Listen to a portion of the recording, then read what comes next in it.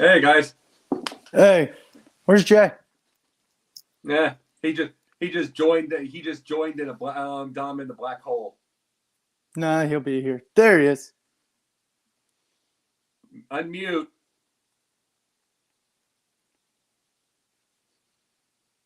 Oh, There we I thought go. you joined. I thought you joined Dom in the black hole.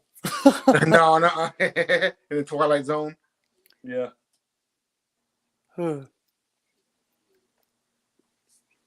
Wow. All right, Jen said she's about to hit live. All right. Give me 1 second.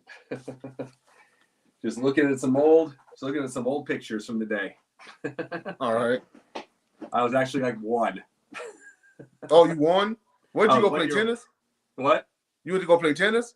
No, I did play tennis, but I was 1 year old in the pictures. Oh, okay.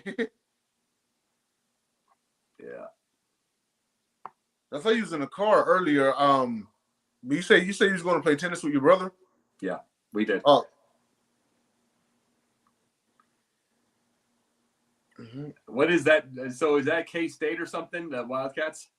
No, that's where I went to college, ACU. What's ACU? Abilene Christian University. Ah, okay. Remember last year when they I'm wearing NBA champ. Yeah. Remember I'm last year wearing, when great. Great. Oh, you're great. Remember last year when Texas got upset in the tournament? Yeah, that was ACU. Yeah. That was ACU, yeah. Welcome to BasketBros, the opening time of the opening day to be called BasketBros. I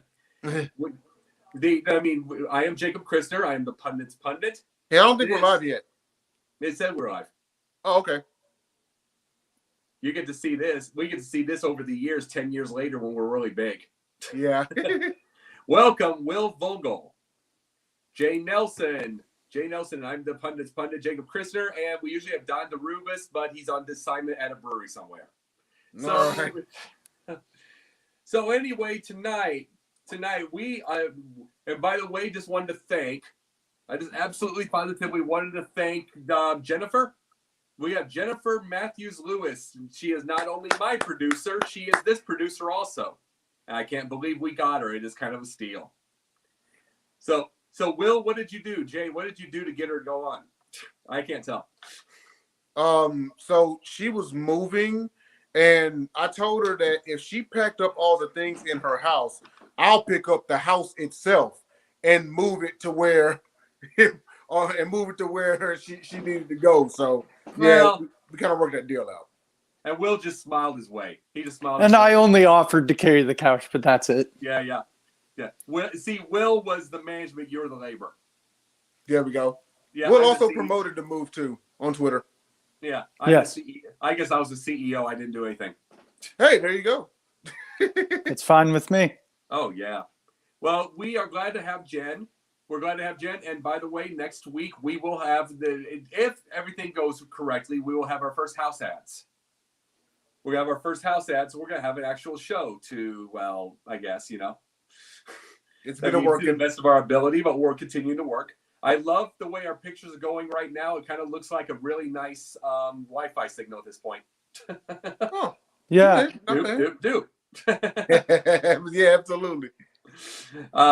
So anyway, one of our first segments that I had an idea for, and thank you to Will, what we had was the absolute best and worst jerseys we could ever think of. Will, since you came up with this one, you go first. So since I'm a Hornets fan, I wanted to represent the Hornets. For the best jerseys, we got the teal jerseys from 1988 to 2001, the one I wore last week. But that lasted that long? Yeah. Crazy. Wow. It lasted that long. Yeah. It's crazy how a version of that went to New Orleans. All they did was add gold trim. They did. And it's crazy. Exactly what I was thinking. I was like, yeah, New Orleans basically did that, but gold trim. Exactly. Right. And then the worst jerseys, I get it. Like NASCAR is huge in the Carolinas, but this is just awful. If you ever look up pinstripes and racing checkers, Charlotte Bobcats 2009 to 2011 alternate jersey, it was a blue jersey, and on the side was pinstriped like a checkered flag. And It's horrendous. Like, I get it. Carolina is known for NASCAR, but dude, it looked terrible. It was horrendous. Yeah. Where's yours? What's yours, Jay? So of course I guess I had a tie really. The best tied for best jersey to me is one would be the Houston Rockets when we won the championship in the ketchup and mustard. That always will signify with the city of Houston and those who are a bit of a fan of a team from that era as well. As you can see with our city jerseys nowadays, we actually brought back a version of that. It wasn't ketchup and mustard, but it had the font, the Rockets, the Houston font, and whatnot. And also we brought back the circle logo, a version of it, and we infused it with the colors of the following uniform, which was the navy blue and the red and the silver. I always thought that we switched jerseys at the wrong time because we had just won 2 straight, and then I thought that we should have, went for a 3-peat in the ketchup and mustard, and the year that we lose, then like change uniforms and whatnot, Yeah. But also the Chicago Bulls, it's iconic, just iconic, you see the red, 23 and red and black 23, that's Jordan. You know what I mean? Sure. Or 45. Or the 45. I was gonna bring that up. Or 45 or as well. 12. Or 12. Do you know that story? 12. Someone stole it, I'm pretty sure, right? Bang. Didn't someone steal it? They stole 23. He was on the road. They stole 23, so he had to wear 12 with no name on the back for one night. Oh, that's right. Sure did. Yeah. sure did. Shoot, I remember when they were actually trying to charge Jordan to wear 23 again. Yeah. And then finally they just did away with it. Because they had retired the jersey. And then when he came back, they was like, you gotta wear if you don't want to wear 45, you can wear 23, but it's like, how are you gonna charge it? I think somewhere along the way they decided it's backwards to charge this man to wear his own jersey, and he's the best player in history. So they finally just did away with it. Yeah, Plus, there's some go to hockey. Plus, there's some go to hockey and just lose him again. There's some other good jerseys out there, like Dom said. Jay said the Bulls. So, I always think of the Raptors purple with the giant dinosaur on it. I always think of there's so many iconic jerseys. I love the Utah with the mountain on it, the purple with the mountain. There's a lot of iconic jerseys. I'm going to make an absolute enemy out of a lot of people. I hate the Raptors and the dinosaur. Hate it. Oh, man. Because I feel like Zach Morris and AC Slater from Saved by the Bell going to be playing in those rigs. I feel like it's the 90s. I feel like we're going to the max. I've always just hated, and I hated the Rockets ones from there that they replaced the original jersey. I hated that one too. Oh, the following one? It all just feels so, it just felt so childish, immature. I just didn't get any of that. I would say the best ones, I'm going to say Celtics and Lakers from those years. You know what I mean? They're just iconic, I'll tell you, changed jerseys, and we can go seg into this one if we do. We can seg into this one. Mm-hmm. The thing about it is, I'm thinking we can seg into best changed jerseys, and you brought this because there's other ideas. But I think one of the best changed jerseys, the old 76ers ones after they went out of the iconic one. Okay. I like those old 76ers ones. Got that red, white, and blue. Mm-hmm. Got the red, white, and blue ones. I like the changed jersey. They changed from the Chicago Bulls. The cursive. Yep. From the cursive to the regular. I think that was one of its best. And I'll tell you, I love some of these street jerseys now. Sacktown. All the those Bulls or whatever. I like some of the. I love these third and fourth and fifth jerseys now. They've come up. They're very imaginative. Yeah. They now I will say I'm gonna get one of my favorite jerseys. I'll be right back. All right. As far as worst jersey, I'm gonna have to agree with Will, but not just the pinstripe one, but every bit. It's not that the Bobcats jerseys were terrible. They just reminded me more of college jerseys than pro jerseys. You know what I mean? Like there was one, I think one alternate, it just said Cats on it. And I was like, are y'all a pro team or a university? You know what I mean? Right.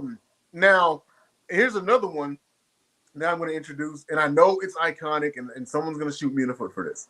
Okay, but I always felt that the Utah Jazz jerseys were kind of, how do I put it? They were kind of like backwards, you know?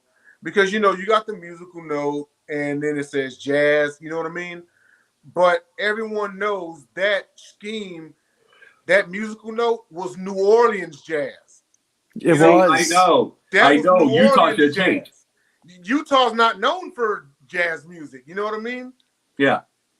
No, that's what I was saying. Where did Utah? I mean, name the greatest jazz people from Utah. You can't. Huh? This is, I think, one of the most underrated jerseys. It's a Hornets jersey. It's a black jersey, but on the side, you do got the accents of the teal and purple on it. I like and that. This came out a few years ago. No. So I think that's a very underrated one. That's nice. I like the old Dr. J Sixers jerseys, the blue ones. I'll tell you jerseys I'm into. The old Duke jerseys. The old Duke and old Kentucky jerseys from like the 90s. Oh, yeah. I think I know what you're talking about. Yeah. Grant Hill and Grant Hill, Bobby Hurley, all of those. They're simple, but they, direct. It's like, that's like I said, everything now is pretty loud. So you kind of get into the simple and direct type. And I know the shorts were short. Mm-hmm. Well, you know what? Speaking of college jerseys, I don't know if you've watched the University of Houston play this year, but they actually got a version of the throwbacks from they have a version of the throwback Houston Cougars jersey. Yeah. And it was from the Phi Slamma Jamma era with Akeem Olajuwon and Clyde Drexler. Wow. Yes. It's got blue trim. Yeah, go check it out. No, I can imagine. It's like, but the main thing I would do is I was trying to get rid of those jerseys because they bombed more tournament games in those jerseys. With teams. Yeah, that's crazy. Speaking of which, as far as University of Houston lore, those jerseys are so, classic. They're so iconic. Also, little known fact: did you know that the last player to win NCAA tournament most outstanding player and not be a part of the championship team was Hakeem Olajuwon in '83? Did not know that. It's only happened 12 times in history, and as far as women's ball, Dawn Staley is the only winner that was not a member of the championship team. I would think Houston, but you want to know who I absolutely believe in history was the biggest choke artist as far as a college game that's ever happened is Ralph Sampson in Virginia. Ralph, the guy blew it.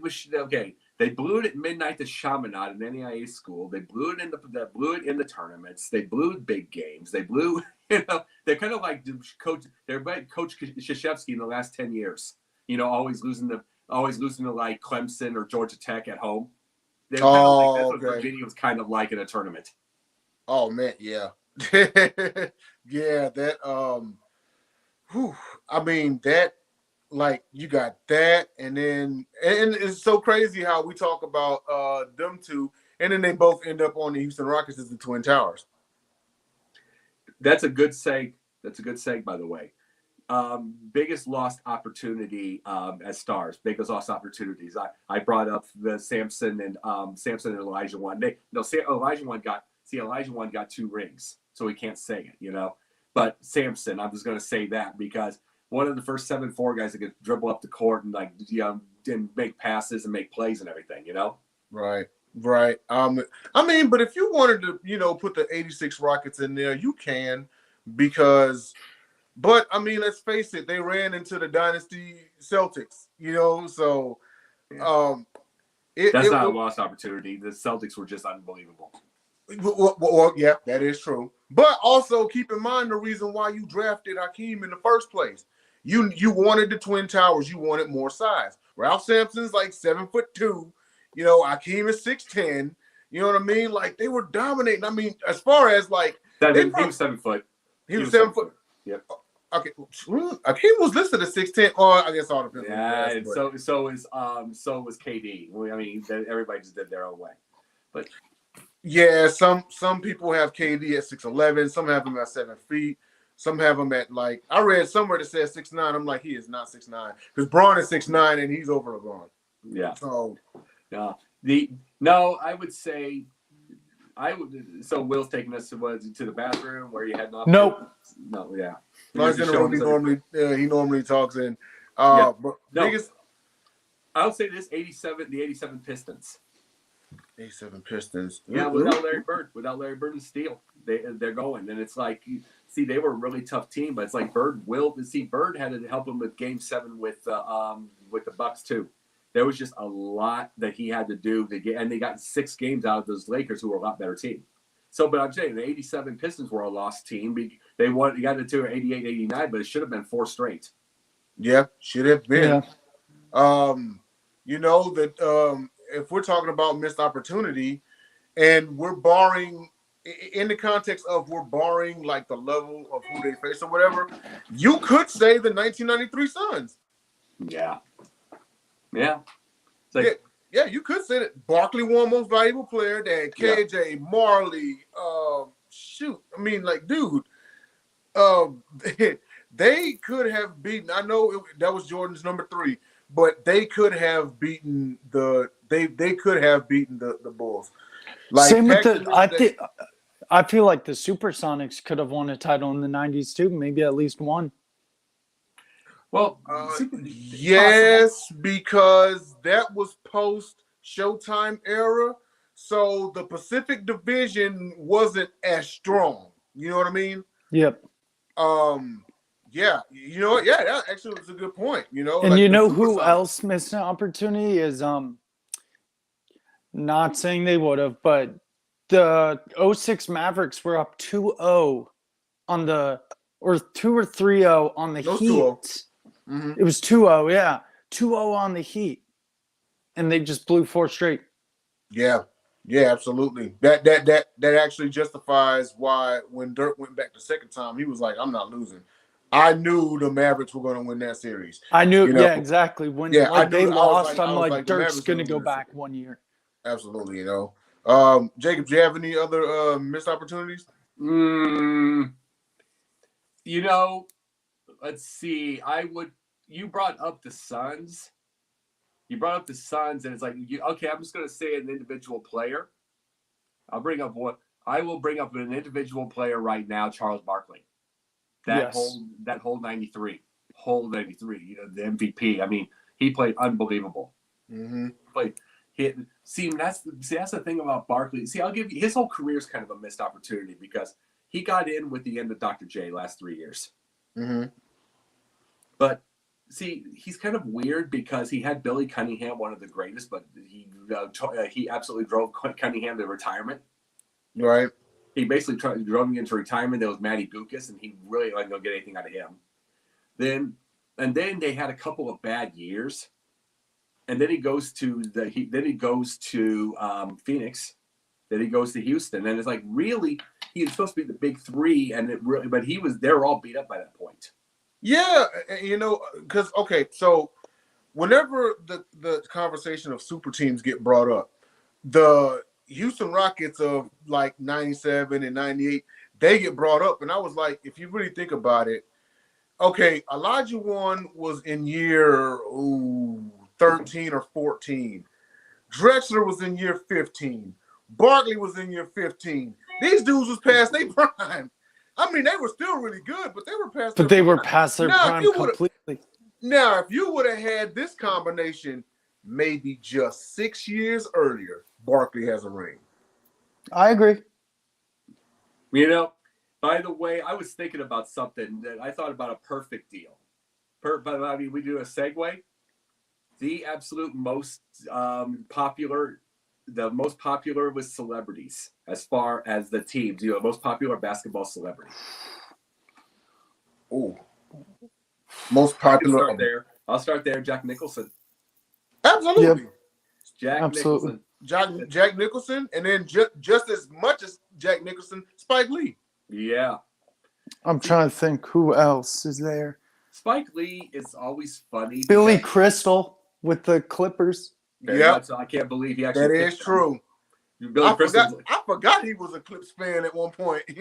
It's hilarious that you could think Donald Sterling is like, see, we have big stars too. Look, Billy Crystal, who's kind of past his prime, but still, it's kind of a nice one, you know.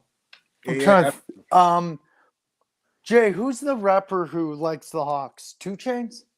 Right now, pretty much any rapper out about 2 that. Chainz, Quavo, bunch of especially with rappers Trey. like the Hawks. Especially with Trey Young. With Trey Oh. Young, yeah. Shoot, you can say 2 Chainz, you can say Quavo, whoever. I mean, don't get me wrong, they're fans of him, but Drake is the biggest, the Raptors' biggest cheerleader. He is trying to get to Spike Lee status as far as like celebrity with team.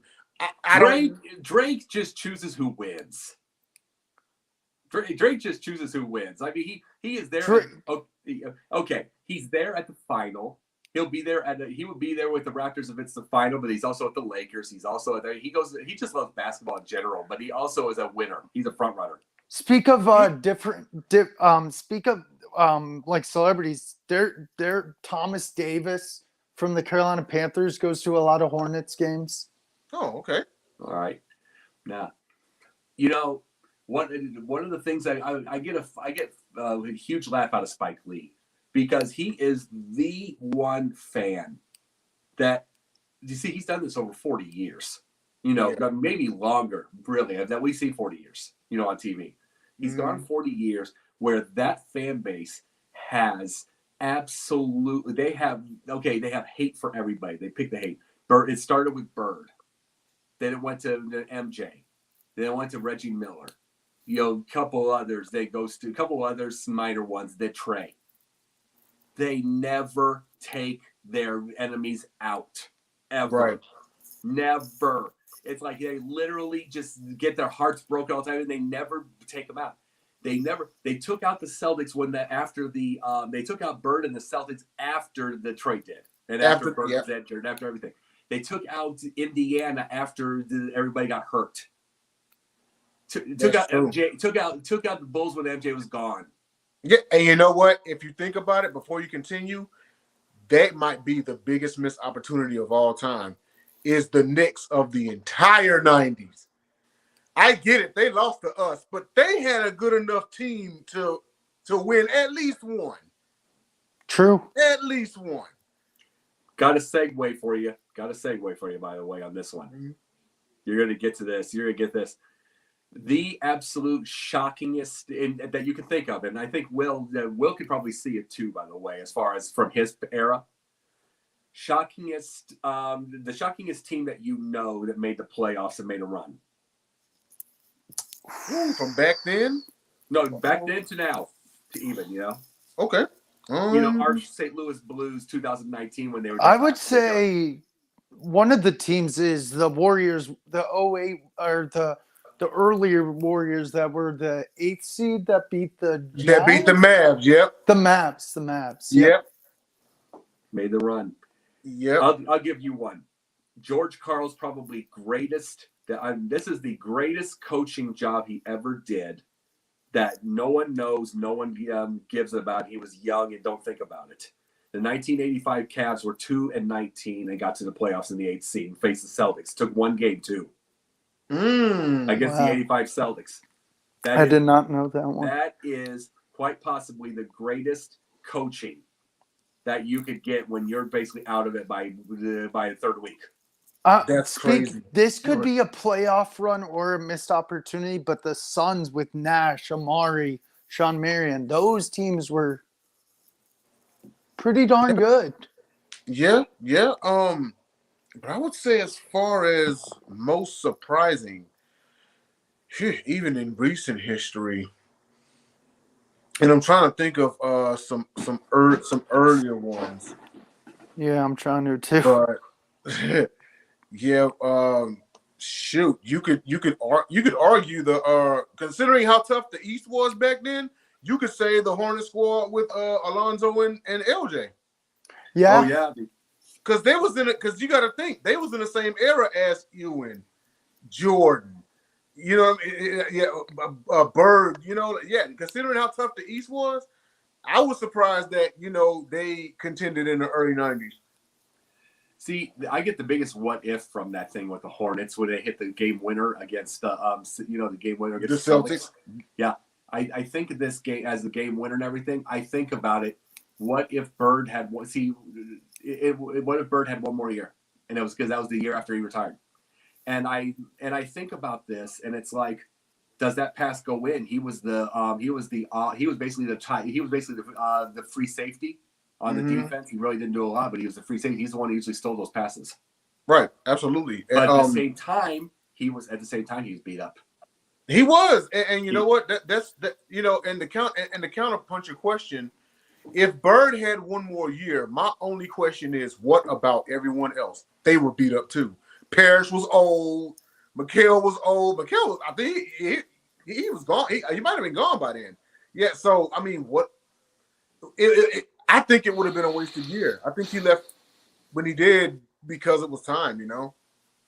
Oh yeah. And by the way, Duke beat MSU. Yes, they did. Yes, they did. Michigan State had a nice little run, but I mean, 3 plays that stand out to me. 2 bad shots that got blocked, and then a horrible turnover, and it was all Duke. And I've seen this in the tournament several other times. There's schools going up against these top 3 seeds. They play them down to the wire for the last 2 minutes, and then they fold. You get Krzyzewski. Let me say this. You get Krzyzewski for a second. Coach, I like to say Krzyzewski just because I know the only person in history knows how to spell it. But, you get Krzyzewski, you get Coach K. In truth, he should have probably retired 10 years ago. If we compare to the Krzyzewski, the Coach K, what we know, the one that dominated, the one that had all those years. I mean, you got to remember, Cameron Indoor used to be impossible. Then they've lost. They'll lose to Virginia, and they'll lose to a team that has a losing record at home. They'll lose to that. I mean, they always have 5 of those games a year. But at the same time, there's a saying. There's a saying from old tough guys, basic eras. Like I think John Wayne said it once. I'm not as good as I used to be, but I'm as good once as I ever was. And this whole tournament right now is this whole absolute tournament, without a shadow of a doubt, this could be the I was good once as I ever was. This would be the way for Chef to go out. It would be, yes. It's just a matter of, I mean, I mean, I'm not gonna sit here and say that Duke had no business keeping it close, because in truth, despite the conference they're in, Michigan State is tough.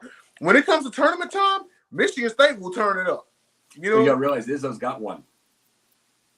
Yeah, Izzo's got one. Do you watch college, Will? I do. Yeah, he's heels. Who's your guy? I know yesterday scared the hell out of you, Will. You like Hubert? It did. Do you like Hubert Davis? I do, actually. I think he's a very good teacher, and he learned a lot from Roy. And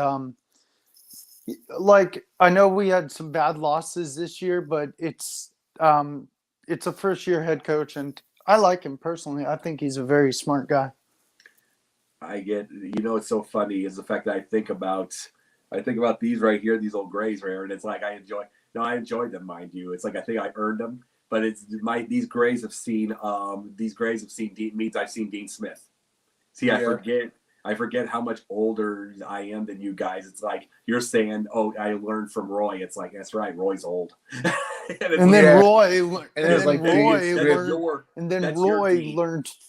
Roy learned from Dean. Yeah. That's your Dean is Roy. You know what I mean? Yeah, yes. Exactly. And Hubert Davis, the coach. I remember, me and Jacob remember when he was a Knick. Absolutely. Yeah. Matter of fact, he was in the '94 final. Oh yeah. No. Hubert Davis was a good young player. He was a good little player. Yes, absolutely. It's crazy. You get older and you start, generations change, and you're looking at these coaches, and it's like, man, I remember watching them play. I remember after the game, it's like now they're being interviewed from a coach's standpoint. I remember they were getting interviewed from a player standpoint. I can remember when they was at the podium celebrating the win and whatnot, and then now it's like they're the leader of young men essentially, but yeah, it's just crazy how time changes. But Will, man, I'm happy y'all got a suitable replacement, man. I am too. Especially if in his first, because I know you're rooting for him. Don't take this the wrong way. I don't expect the Heels to win a national championship. No, I don't. However, I don't either. Davis getting them this far in season one is huge. And you know what's two things? Roy is totally behind him because Roy has been at every single game. Yes. And also, you know what? I'm happy we brought someone within the program. I don't like programs that hey, I'm going to grab this guy from out of the program. I like people who hire within.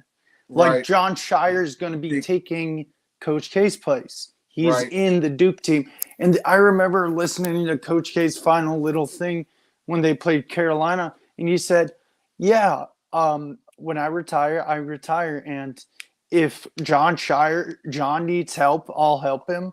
But I'm not going to be breathing it down his neck. I'll let him be the coach. Let him coach his team. I'll be over the shoulder. I'll be the advisor if he needs help. But it's his team next year. It's not my team. I'll just be like a distance away, a call away if you need help. And he said Coach K, I think, said he's still going to go to games and he's still going to be in touch with the university. He's going to still fund a lot of stuff. And I'm pretty sure Roy is probably going to say that. Roy probably said the same thing. It's Hubert's team. I'm just staying as far away as possible. And if he needs help, I'm a call away. And that's why I love promoting with players. See, before I go into the segment, I'm sorry. If I'm them, and this is just the truth. If I'm them, I stay away. I stay away. Oh, yeah. I stay away. Because then you're down their neck. Well, it's not breathing down the neck. You know what you're going to start hearing is if they have a 4 or 5 game losing streak. See, this is the thing about fans. They become emotional nitwits. I bring that thing up all the time. They'll forget that Krzyzewski has had his problems and they wanted him to go and blah, blah, blah. He's a legend now, but time just made it that way. But then the minute he keeps going all these games, the minute they have 4 or 5 games losing, they're going to say, come back. It's like they're not going to give Shire a chance unless he would literally be that undefeated coach. Unless he would figure the deal. It's like I'd stay away 1 or 2 years, maybe watch it on TV or something. But this is going to segue to this. What do you think is the all-time one of the all-time greatest players turned coaches? Oh, pros or college? Oh, that's hard. Players turned coaches. That's tough.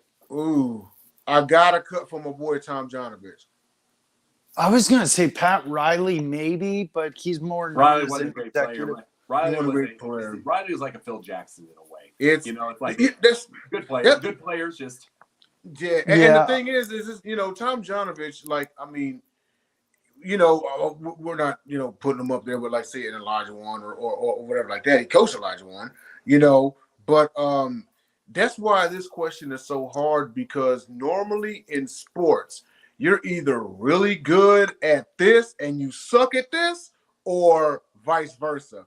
We've seen players who they sucked or they were average while they played, but they're great coaches.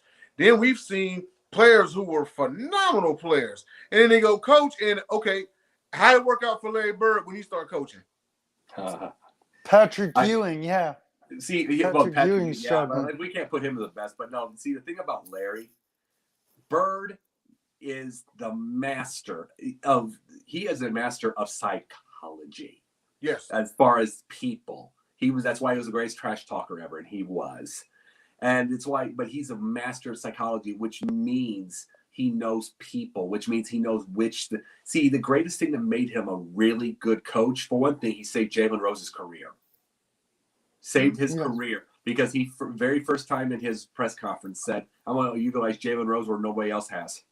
He knew Jalen was good. He understood that. But the thing about Bird was he wanted to manage more than coach. He wanted to get the people on the thing. He wanted to be the point guard on the sidelines and manage the ideas, move them over, because he figured if he just does everything, it's going to be worse. If he doesn't X's and O's, it's going to be worse. I mean, Rick Carlisle was his offensive guru, and Dick Harder was his lovely name. That was his defensive guy. He had those guys. Those guys did it right there. He managed the game. He was able to say move. He's basically a point guard. I want to hear Jay's opinion on this. McHale, good player, coach, or what do you think? Good coach. You know what? He was a good coach, and honestly, that's what I was thinking too. Okay, phenomenal player, and could have been great coach had Houston had kept him. I agree. Well, 100%. I'm telling y'all, when I found out that we hired D'Antoni, that was my shaking my head moment. Even when the Rockets won 65 games and had the best record in the NBA, I was like, I'm still not convinced. They're like, why? I'm like, because D'Antoni's the coach. I've seen this dude in the postseason. Don't be surprised. Oh, Harden won most valuable player. I get that, but look what happened.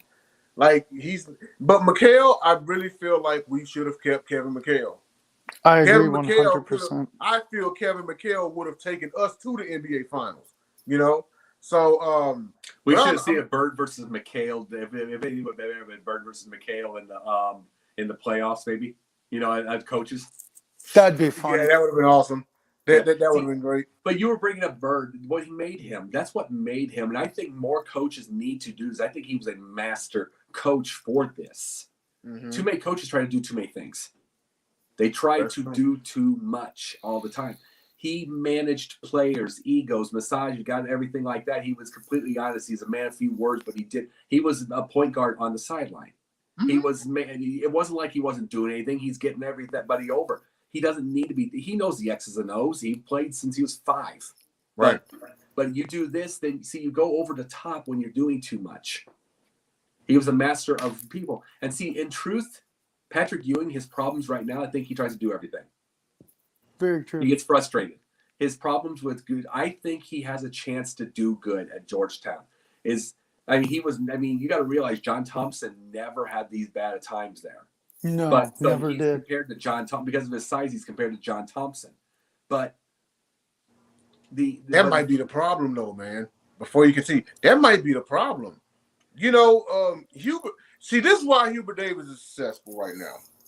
Is because he didn't feel like, man, I got these ginormous shoes to fill. He saw it as, I've been hired as head coach of the University of North Carolina, and I'm going to lead the team. He didn't put that pressure on himself. And maybe that's what Patrick Ewing is doing is, I don't know if he feels like, I got to be like John Thompson. No, you just got to be Patrick Ewing. That's it. Here's the thing also. Patrick Ewing was never a tough guy. Not a tough guy. I mean, tough enough. He played through a lot of bad knees. Okay? You don't understand what I mean? He played through bad knees, bad everything. But John Thompson was a he was a mob boss. You know that? Do you know the story about him with I forget the guy, the drug dealer? No. I forget the drug dealer's name. It was in Maryland during the time that he was coaching. This is supposed to be a rumor, and Thompson denies it, but it's a drug deal. You know what I mean? He probably just wanted to. He didn't want to brag. Mm-hmm. But the whole thing was this drug dealer was basically helping these kids get money, and get their essentials and everything. And he wanted to stay the hell away from them. He brought the guy into the office. Then no, he basically was like, "I want you to stay the hell away from these kids," and they did. And that's one of the head drug dealers there. And it's like John Thompson's a mob boss. And a 6'10" mob boss. Yeah. It's like that's not Patrick Ewing. He helped AI a lot. A whole lot. Well, I remember AI's Hall of Fame speech. He was talking so much about John Thompson. He's like, John Thompson saved my life. Yeah. I mean,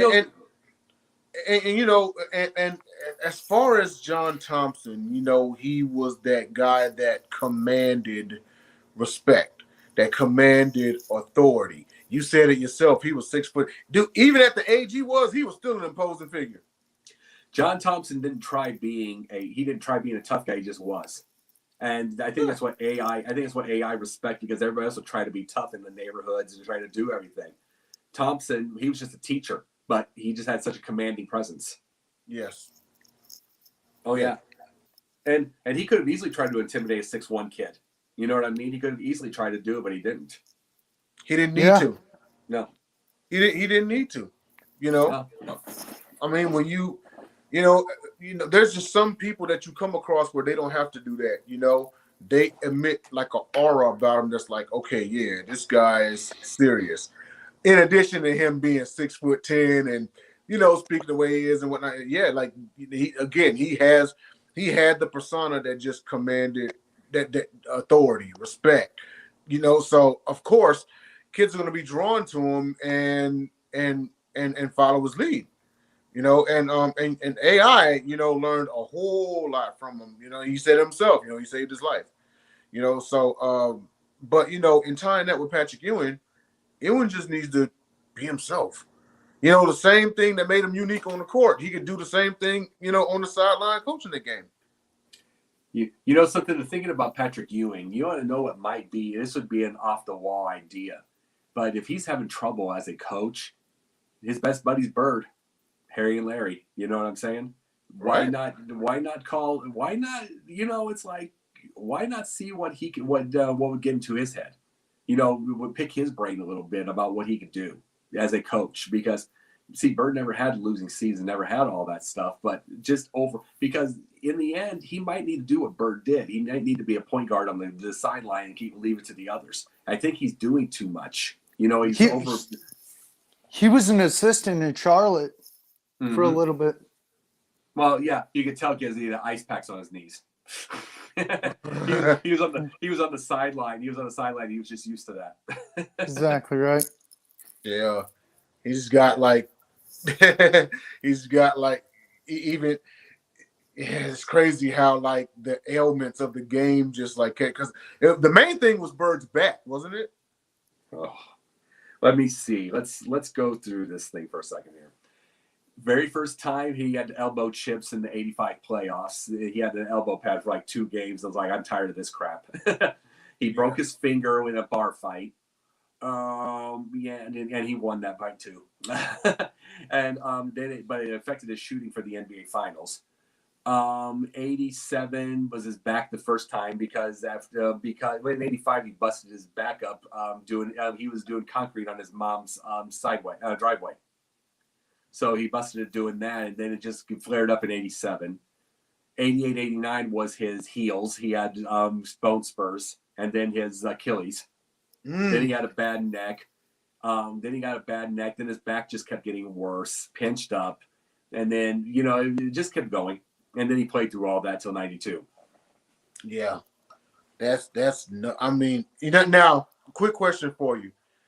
If you take away all but one of those injuries, let's leave the finger injury. How many more years does he play?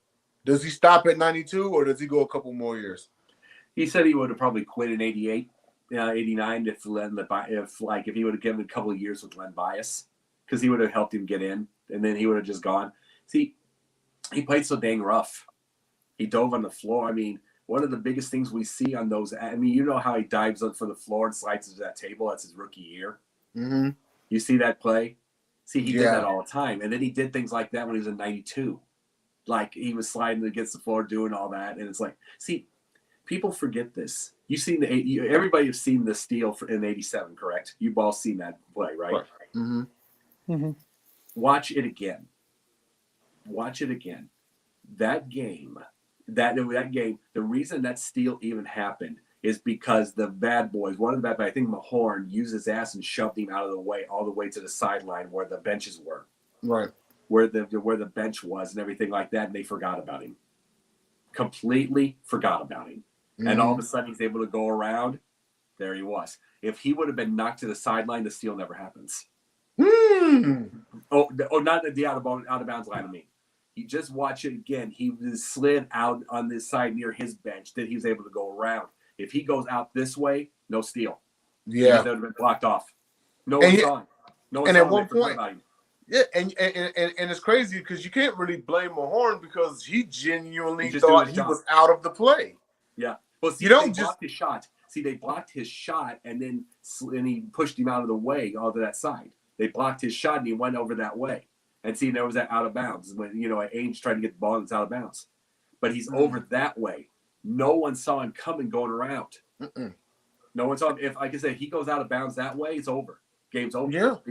Because they would have just blocked him off. Yeah, Yep. that's true. Yeah, I mean, looking at the Pistons, man, it's like, well, now it's 5-on-4, for this play, if even, and everyone just kind of forgotten about them. But I mean, in their defense, anybody would have forgotten about them. Mahorn wasn't just going to shove them out and then just sit there and keep watch on them. He had to get back to the play. Yeah. What's the thing you remember, Will? Like, one of the biggest plays that you could think about as far as your teams?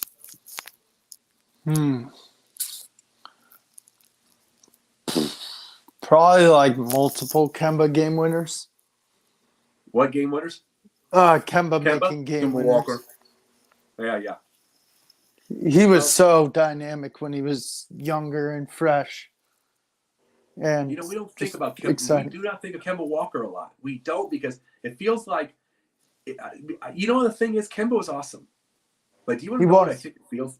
And you know what I think it feels like? It feels like, other than Kobe, when Jordan was gone, it just felt like a bit of a, you know what I mean? As far as kind of a neutral world in a way. Yeah. Mind you, you had the San Antonio Spurs, but they were considered boring. Yeah, They were considered boring, the 86, 84 games. You know what I'm saying? Mm-hmm. You would have that, but until LeBron came in, everything was considered like a neutral. Mm-hmm. It was considered a neutral, as everything like that, and then all of a sudden you get to that, and you get the LeBrons, and then you get the Carmelos, and you get all these stars that came in through, and they're not coming in now. We know when Kemba came in, but it's like it just feels like he's forgotten sometimes. Yeah.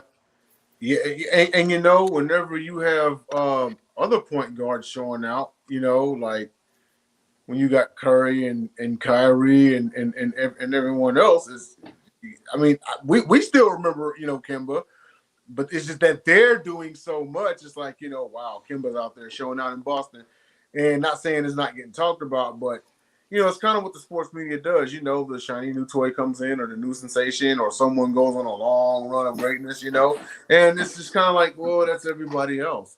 It might be, but Jacob, you actually brought up an interesting question that I wanted to ask you as far as past players. You mentioned LeBron coming in. Sure. Okay. Pick the best draft class out of these three: 2003, 1996, or 1984.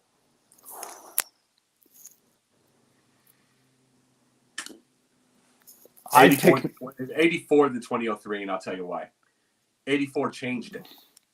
It changed the world. It's why people ask me. See, I'm going to explain something to people about Pundit's Pundit. Pundit's Pundit gives a different idea. This isn't a hot take deal. This isn't a hot take thing, and just like, I don't like to do, I hate those little squares. Okay, cut, bench, play. I hate that stuff. Mm-hmm. I break the rules and say I play all three, and you can go screw yourself. I break that rule all the time. I always do. I hate that rule with a passion, because everybody's got a reason behind everything. But the best to me is the one that changes it all. Everything that changes it all. And it's like, that's what Pundit's supposed to be. It's supposed to get the idea of thinking differently. I can't stand hot take sports now. So this is the idea of thinking a little differently. Like, you guys saw my two pundit points today on the Mitchell Trubisky and Matt Ryan things. Right. You saw my thing. It's like, how many times you're going to hear it all from a Stephen A. Smith about a Trubisky? Okay, is Pittsburgh going to use Trubisky as a promotional standpoint? They're not going to say anything like that, because you're too busy saying, he's the worst in the AFC North. That's easy. It's too easy. It's low-hanging fruit. True. Yeah, it's low-hanging fruit. We see low-hanging fruit in sports all the time. You know what I'm saying? Mm-hmm. we see low hanging fruit. It's not there. But the biggest thing is as far as anything like that, who changes the world? That's number one. That's what the pundit is supposed to be saying. Who changes the world? Right. Yep. Bird. There's no LeBron or KD without Larry Bird. Forever. There is no, and I'm saying I know KD's got all these. See, he's got all these points because this is the game now. LeBron's got all these points and he's going to beat Kareem. He's going to beat it. I mean, just a year, another maybe two, depending on whenever Bronny comes in, he's going to play with him. He's going to beat number one. That's it, and it's probably going to come off a pass from Bronny. Right. And it's probably going to be, and he's going to make it that way. Mm-hmm. There's going to, and probably the next play will be his to Bronny, and then he'll go out of the game for good. Right. I can see that. But see, this is that game now. But Bird's the best of all. To me, he's the best small forward, not because of the skill level. The skill level is the skill level. The skill level of what now? It improved from that time. It's supposed to. That is what science does. Science improves from the next. It improved from itself. But there is no. See, I think Bird's the greatest small forward of all time because he started it. Mm-hmm. Not because he had all these physical skills. Not because he had the physical skills. Not because of all that. You know what I'm saying? Mm-hmm. Not because of that part. It's because he started it. The Dream Team's the greatest dream team, the greatest Olympic team ever. They started it. We have everybody in those areas. We have those. Mm-hmm. Michael Jordan started something. See, LeBron didn't start anything. It doesn't mean he's not the greatest of his era. It doesn't mean that. Mm-hmm. He's great for his era, and it's great everything. But he didn't. See, Steph Curry's the greatest shooter of all time. He started an era. Mm-hmm. He started the three-point era. We may or may not agree with it, but he did. But he did start that, and he won with it. And he won with it. Now you get these high school all-star games, 40-foot threes all the time. And they go back and forth to the same thing. What do you do to coach? AAUs don't stop anything. Yeah. Steph Curry's the greatest shooter because he started something. It's like that's what makes you the greatest. It isn't the numbers. It ain't the skills. Skills go up. Skills go up. And those are the things I want to bring up to people. Yeah. I mean, exactly. And like my pick was 84, and it's along the lines of what you said, because there is no Kobe without Michael Jordan. Right. As far as athletic big men, the Giannis's, the Embiids, and everything, not without Elijah Warren. Exactly. Yep. 84 is my pick. 84 is my pick too. I agree. Yep. Mm-hmm. But so what would you? So by itself, what would you say though about the 2003 draft, Will? Since that's closer to yours, I know what you say. But so what would you say about the 2003 draft and what you enjoy with it? It was a great class. You got Melo, you got Wade, you got Bosch, and you got LeBron. But yeah, those four Hall of Famers in my eyes are LeBron's going to be.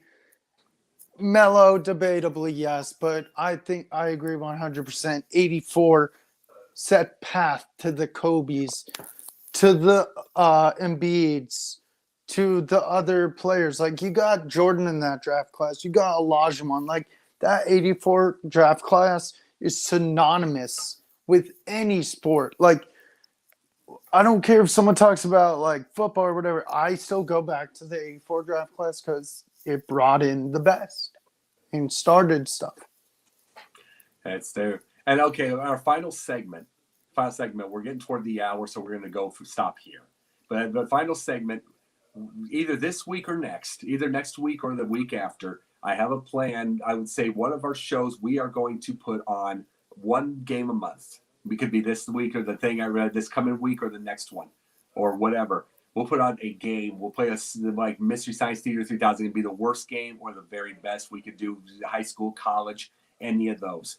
Pick a game that you would really love to see. As long as, we can go see if it's in the public domain or if we can steal or whatever. Pick a game that we could be able to watch, and we're going to watch it from start to finish. Okay. Pick one that you like right now. Do you pick one, Will? Oof. There's so many good games. I wouldn't even know. I don't know. There's so many good games. Well, just pick a good one that you like. It's like we'll go with it, but it's like we'll go with it, but it's like the idea of it is pick your game. We'll see if it's in the public domain. Just something from from a different era, from an era that you would love to see. You never got to because you weren't born yet. Oof, that's tough. Oh, I got one. Maybe the hook shot from the Lakers against the Celtics. Hook shot, what do you mean? I think it was Magic did the hook shot. 87. 87, yeah.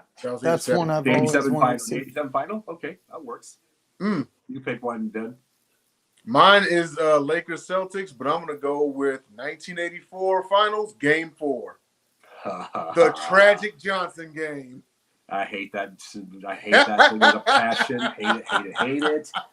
Yeah, I hate. I mean, I'm not even a Lakers fan.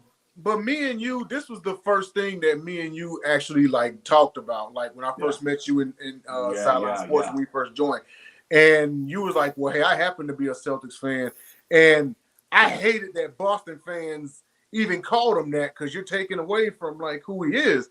But like, I'm curious to hear your commentary as we like watch the game. Oh God, I would too. That would be awesome. Oh my God, we could. In truth, we could probably watch all 7 games. Do it once a thing and do all 7 games to start. It's all on YouTube. That was one of the best NBA finals. Yeah, we could watch all 7. They were amazing.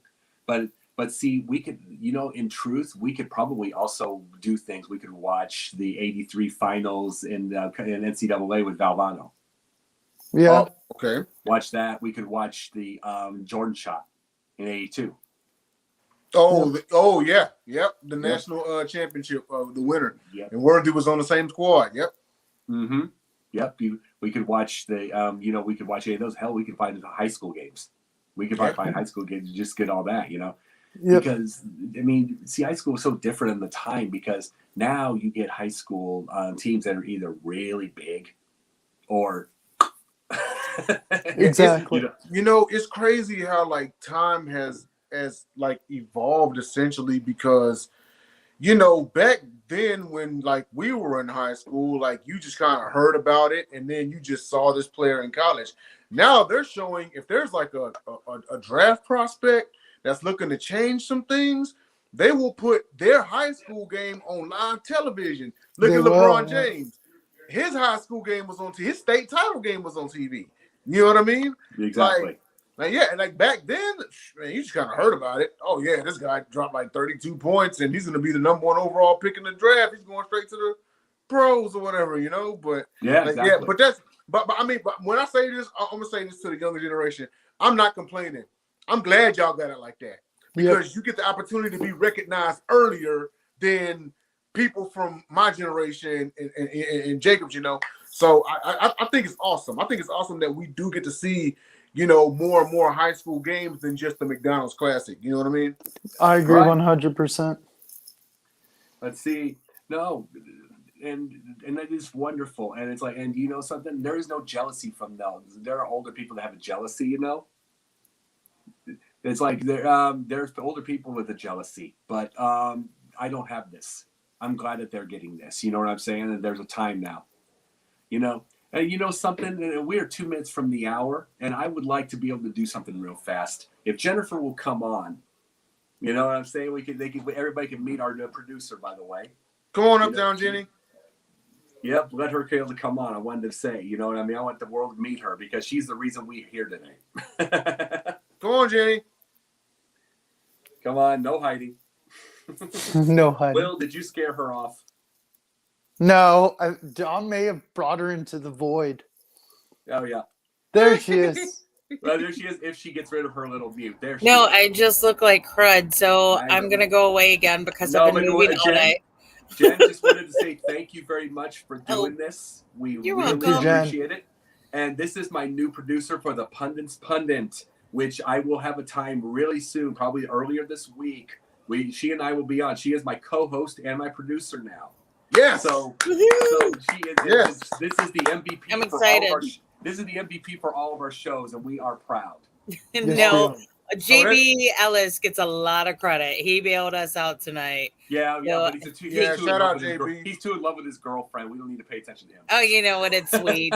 Quit being jelly. All right, I'm getting off camera. I look like crap now. Bye. Thank you very much. That's and thank 4 you. shows she has now. She's doing the carousel. She's doing this one, pundits punting, and Yeah. The pundits and a billion other shows. She's the reason we're here. yeah, Yes. yeah. Well, Official Sideline Sports producer.